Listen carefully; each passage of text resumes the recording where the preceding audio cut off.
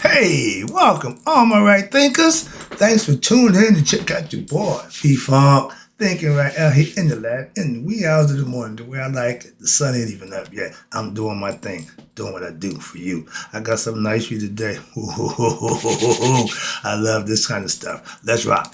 Rightisms. 25 rules to live by. Storytelling. Story with a message. There's a message in the story for life. I got a good lesson for you today. Let's get started. Right thinking mission, and that's what I'm on, is to enlighten, inspire, educate, and motivate you, the individual, to a higher spiritual level of enlightenment. Right thinking way of life through mental and spiritual discipline, practice daily, will help and guide you to obtain your goal of reaching spiritual enlightenment, aka know thyself. My mission, you know what I'm on, is that all right thinkers know thyself. If you're a right thinker, your goal is to know thyself. See where we're going with this? Let's get there together and ask the question. Do you know you? You will when I'm through. It's rhetorical, but if you have an answer for yourself, tune in. I can help you with that. Yep, that's what I do. A person who knows not and knows not that they know not is foolish. Disregard them. A person who knows not and knows that they know not is simple, but you can teach them. That's why I do what I do for you. I appreciate you too. Stay tuned. I got more for you. A person who knows not and believe and think that they know is dangerous. Avoid them. I do. A person who knows and knows not that they know is spiritually asleep. I can awaken them. I'm your spiritual alarm clock here to wake you up with knowledge of self. That's what I do for you. A person who knows and knows that they know is wise. Follow them. All these persons reside in you. Right thinkers, know thyself. And to my eye, be true. Right thinkers, let's talk about the education and the curriculum of our ancient Egyptian initiates. When you went to the temple to learn and study, they had a curriculum for you, and this is going to be interesting. Watch this. This is what they learned. This is their education system compared to ours today. Unbelievable. Okay, so this is going to be fun. First, I want to wrap up about my boy Tahuti. Now, remember, Tahuti is your spiritual preceptor, your guide of two important Commission divinities, Het Haru and Hadu. And both of them are what? Me and you. Female and male spiritual characters that the mind have to get them understanding of who they are. And he fixes their faulty vision. In essence, their lack of knowledge. And by what? Enlightening their intellect. Remember, Tahuti is the mind of God. So he's all intellect, all knowing, all conscious. But he has intellect in the myth of the divine cow. Is also known as the story of Het Haru and Tahuti. And they had a myth of the Siren resurrection. We know about that one, our story we practiced. But the picture above showed, earlier I showed you in the last lesson, right here, let me show it to you again. The two people that he helped out with the eye. The eye represents knowledge. He gave it to Haru when he got taken out by his ego when he's fighting his evil other half. And then you got the cow concept right here when she's hurt Haru, and she giving her back what? Her understanding of who she is, bring her back to her senses. She had memory loss. And that's what happens when we come into human form. We forget who we are. We think we're human. We forget we are spiritual beings having a human experience. Oh, that's being ignorant of your higher self, not knowing you God. Okay, my goal is to get you to understand that. So I just showed you why he helped the two people with the identity crisis. Okay, the picture above left showed that the latter myth, where what Tahuti would pair the higher vision of Haru, knowledge of self, that was damaged by who set his ego, the ego consciousness. Remember, this is all mental aspects of your character. In this manner, the aspirant, you, right thinker, you should allow him or herself to what? To be enlightened. Find out something that you didn't already know. What about yourself? Enlightened by the teachings. They're there to do just that. In this manner, now the serpent becomes what? Effective serpent power becomes effective and powerful for what? To help you become what? Enlightened. That's Tahuti's job. Okay. Now let's talk about the education of ancient Egyptian initiates and the core curriculum of what they studied and what they had to learn. Okay. This school in ancient time. It ain't that long ago. You got the education of ancient Egyptian initiates in the curriculum. You got Clement of Alexander. Now, he was in control from 150 AC. It's not BC. He's on this side now. To 220. So he had a 70-year run. Okay. And was an early Christian church father. Listen. He was an earlier Christian church father and who attempted to what? Harmonize the Christian teachings with what? The Greek, Gnostic, and the Egyptians in the Egyptian city of Alexandria. And we had the big library, Alexandria. They burnt it down. Your boy came in 332, way before Clement. Now, Clement the second come around. He's in the AC side. Okay.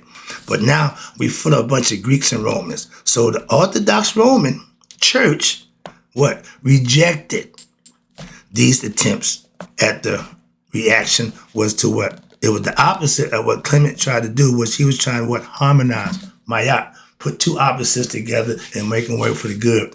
The Roman Church didn't want that. The Catholics didn't want that.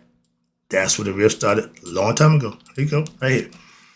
150 AC to 220. That was a 7-year span that they had the argument with the Orthodox Roman Catholic Church. And they rejected these attempts. And the reaction was the opposite of harmonization, but it distinctly what separated Christian teaching. Ding, ding, ding, ding. Catholics had their own what they wanted to do. They was in charge. His writings were important. Why? Because they provide insight, true knowledge into the ancient Egyptians, Gnostics, and the early Christian teachings of his time. Egyptian philosophy was still being practiced, coming down the pike. Certain people still emphasizing, that's what they're showing you right here, Clement of Alexander, that's in Egypt. He put the teachings back on the map, so to speak. And what happened? Clement described a procession of ancient priests. Now, this is what the priests in ancient Egypt studied, and their gradations. He also described their curriculum. Right there. A curriculum means you have activities, what they call education system. We had that a long time in Egypt. What's this? Which was composed of different studies and amongst other things, the 42 books of Hermes. These included studies in, you ready? First of all, music and hymns in church. Don't you get that? Moving on. I know that because I go to church. So music and hymns. Now this was taught in ancient times. Watch this. Y'all got that part right. Then you got astronomy. Y'all ain't too big on that. Then you got geography. Y'all got a little understanding of landmass. But here's one I bet y'all don't practice. Embalming. My brother-in-law used to work for the funeral home. He knows about embalming. That's part of what he do. He got that talent. He got that skill. See, he learned that. Not in school. Medical science. We call it, physical science, whatever. But learning about the body. They taught that too. Farming. Necessary, what? To cultivate the land. They taught that. Engineering. Yeah, they taught that too. Okay. Reading and writing. Ding, ding, ding, ding, ding. We instituted that out of Egypt. Okay. Geometry, not just math. We talking geometry. What women hate, word problems. They hate to deal with words in math. Okay, now I don't know what that's about, but yeah. But geometry, my favorite, myth, the language of what? Philosophy and teaching. It's all about myth and theology. Yeah, I still teach it to this day. But for some reason, the theology is more important than the myth. No. Moving on, I ain't going there. This is about the curriculum. These are things that they was learning. These are things that your children was learning. And understanding what? Parables. What did Jesus talk in? Jesus spoke in parables. But nobody understood them. Why? They didn't get higher education. The temples where you went to get higher knowledge. It was free. Your choice. You didn't have to go. No, it was just there. Wisdom texts, writings, papers, information written down. Like I got books. My little library, I'm stacking up over there. But every one of them books over there, I done read. I don't have books just to have books. No, I get them to read. And speaking of books, if you think about the writing information, your boy just bought 2 new ones. I tell you, I don't read hieroglyphics, right? What's that? Okay, so I got it. I've been in my book for a couple of days, so I've been paying attention. I'm gonna have some stuff for you. And then I went back and got my boy here. Okay, we can learn about my favorite God, Ptah, the self-creator God. That's coming up. So I got stuff for you. Don't worry about it. And my man said, don't worry about the cow being Po. I got one thing I know, and that's Mo. All right. So now these are all wisdom teachings, books of the Book of the Dead text. Got that over there too. Okay. Information. We in the information age. All information ain't good information. I just try to give useful information. When I study, I try to study and learn what I consider useful information. I don't just read any books. No, all my books is, self-improvement or enhancement, something to teach me. So I don't have time for a bunch of nonsense. My favorite, and this is the one that does it for me, esoteric philosophy. That's right, think of philosophy. Why? Because I'm giving you all hidden information, the inside dope, the real skinny, okay? Not the surface, exoteric, the fluff. No, I give you the real deal, the truth. It's hidden. That's why it's esoteric. It's in there. It's just symbolically hidden. But since my man K-Dot came in, we're starting to understand symbolisms. Symbolic messaging. Oh, he put one of his things where he got the 3K. It ain't 3,000. It's the KKK. K 3 times. That boy, that brother's sharp. All right, let me wrap this up. And these are all curriculum. And they even had at the end, etc. I mean, they had more. Okay? For those who wanted to learn. Knowledge and education has always been around for those who want it, what they call advanced knowledge. Everybody don't go to college. Why? College is for anybody, but everybody don't go. It's a choice. Again, it's there to give. That's all. And I understand that. I ain't gonna bother with that. Higher education, we need of that. But what we're getting taught as higher education. I'll move on. But now let me wrap this up. See, the priests and the priestess conducted all the tasks. That means you had to be versed in a whole lot of areas. That means you had to have knowledge. And first of all, to be a master took 20 years of studying. Y'all go to school for what, 4 years, 6 years, whatever, 10 years, whatever. Ain't even come close, okay? But they give you all these degrees and tell you how this, that. You don't know a damn thing. Sorry about that, but I had my experience in college. I have no respect for university and college knowledge at all. Moving on. It's personal. But those guys back in ancient times who ran the temples, priests and priestesses, they had to have all the tasks and they required the managing of a society. Therefore, everybody depended on the temples in the city, in the area. We got church on every corner pretty much, and ain't none of them doing a damn thing. But at them time, when they had one place, everybody came to. And that's what they had to offer. You had to go no further. They had everything. They had and need to what? Preserve and pass on wide variety of skills and knowledge from generation to generation. They was passing on knowledge from generation. We passing on slave mentality, ignorance, and nonsense from generation to generation. That's pissing me off. Take a page out of our ancients. Kendrick, thank you. Now maybe we can wake up and start reading some of the messages that this young brother got that can help you out. He accomplished in 13 minutes that I couldn't get done in 6 years. Still trying, but I respect and admire what he did. That makes what I do a lot easier. Why? Maybe now you want to tune in and find something out for yourself. Moving on. I had to get that in there. But passing on generational ignorance, we need to stop that. I did. The system is what allowed our ancient Egyptian culture to prosper. Everybody followed it, and it was good for thousands of years. We got 4 years of pure hell. Okay, we done did it before. We done went through that. We're going to do it again. How smart are we as a damn people? Not too smart. I've been saying that for the longest. Well, watch this. Now, beyond the longevity of what's righteous and good of any other culture in history, we had the longest run of righteous living and good, prosperous living than any culture in history. That's why I went there. That's why I studied what they taught. That's why I follow their philosophy. During the Greco-Roman, the white man period in ancient Egypt, he came and took over and let us practice our religion because it was that good. For many writings, watch this, and that were hieroglyphics. Our ancient Egyptian texts were then translated to what? Greek. And then even to Latin. I ain't figured out what that Latin nonsense about yet, but I'm going to worry about that. But these were studied by who?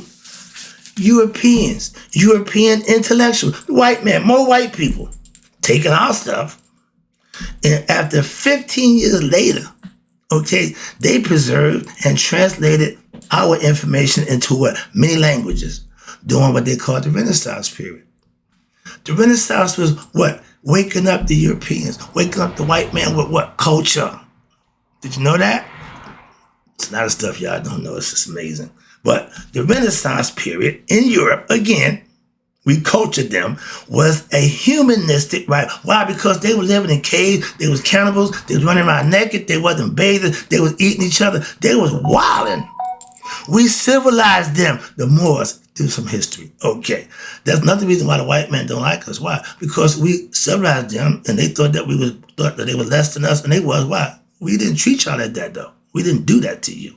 Okay? So the Europeans was humanized by who? He had a revival of what? Classic art. They started to educate them. They learned agriculture, literature, and the learning that originated where? In Italy, the Etruscans way back, and where? This is just the 14th century. The white man ain't been educated that long. Okay? Okay? 14th century, and later spread throughout Europe. Through the 16th century, it marked what? The transition from what they call medieval times, barbarics, okay, heathens, uneducated. Medieval times to what they call modern times. And it started with what? You ready? Your Italian scholars of the 14th century began a fresh study, you ready? Of Greek and Latin authors.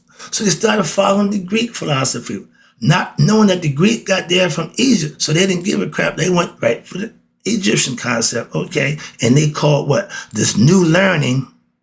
Medieval scholars studied the classics to bolster their Christian theology. Not our ancient mythology. They come up with theirs. They want theirs to be better than ours. That's where the competition comes from. And so during this period, the European intellectual, really? Where'd you get your intellect? Where'd you get your funk from? Where'd you get your knowledge from? They took an interest in what? Humanism and the writings of the Greek, classical, and the Hermetic. When you hear Hermetic, that's Hermes Trismegistus, that's Tahuti. They changed his name and gave him a whole different identity. So if you don't know the difference between the two, you don't know who they're talking about. So let me help you out. Hermetic is what they call Tahuti's lessons, the 42 confessions of Maya, but they call them the Hermetic 42 books. Okay, big misinterpretation on their part, as usual. But they studied the Greek classic Hermetic periods, the 7 Hermetic principles. We've been known that. And when the ancient Greek, stop with the ancient Greek nonsense, had adopted what? They stole, there you go. They call it adopted. The Greeks had adopted the philosophy of Tahuti. They stole it. They borrowed it or whatever, but they used the philosophy of Tahuti. That's what I'm teaching you about, and of our ancient Egyptians. It was thought based on what? The writings of who? Clement of Alexander and others. He's from Egypt. He practiced bringing it down. He brought it back. And now that Tahuti had written 42 books, That's a folklore story, okay? Nobody ever found the books, but everybody say it's books. Ain't nobody found them yet. Moving on. As a historian and study person, I take everything in consideration, okay? But that Tahuti had written 42 books, okay? Folklore. Many writings from ancient Egypt had survived the passage of time and the onslaught of what? All the multiple invaders and the pillagers of Egypt. They've been picking off us since 3000 BCE, okay? Moving on. But all of these treat some area which Clement had described, especially the text of what? The books of the dead. We know them, again, book coming forth by day is giving you information. It's like our Bible. Y'all, today it's like a Bible. However, most scholars continue to entertain what? The notion that there are what? Somewhere hidden some writings of Tahuti, which are signed by him and are exactly 42 in number.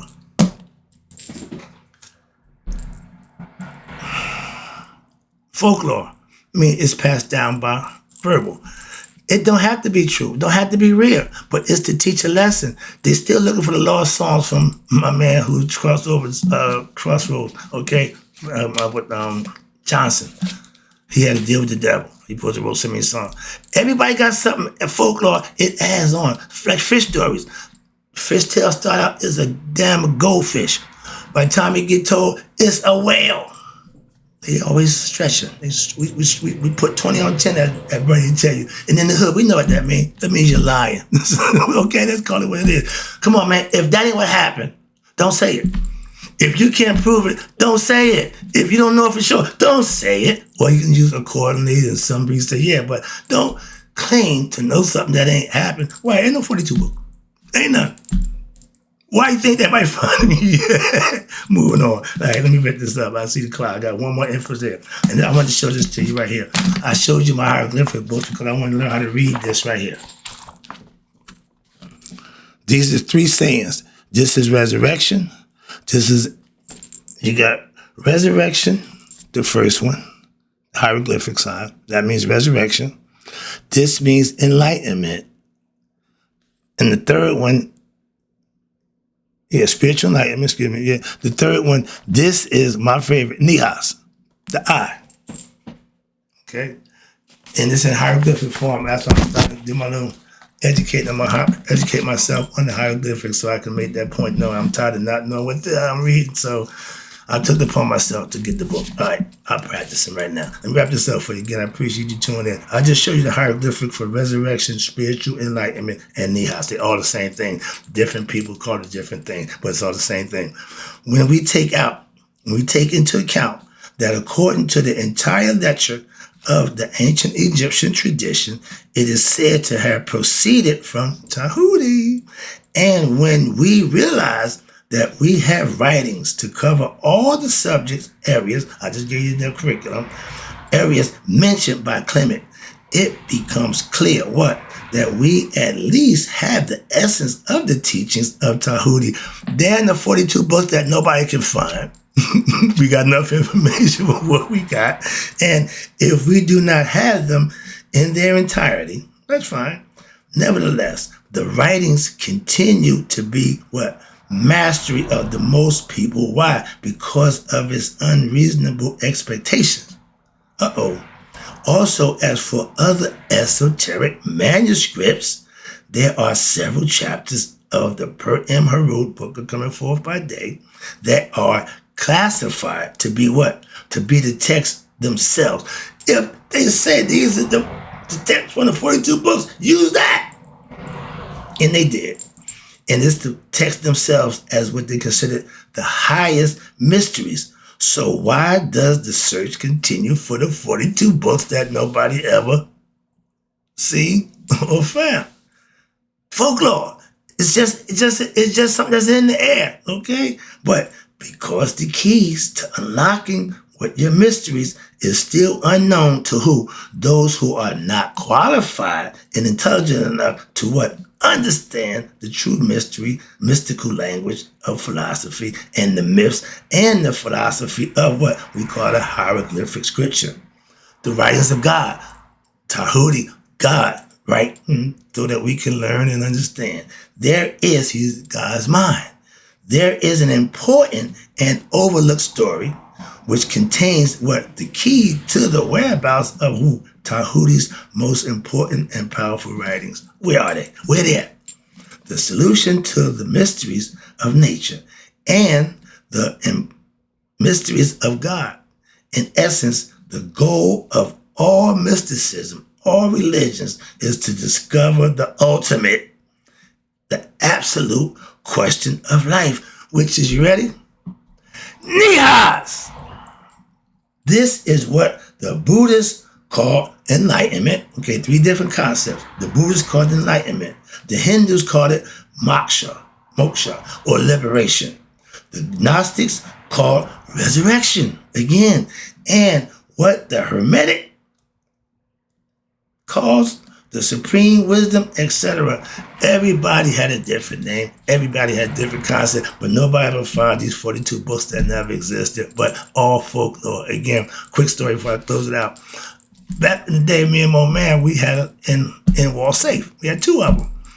One on one side, one on the other side, okay?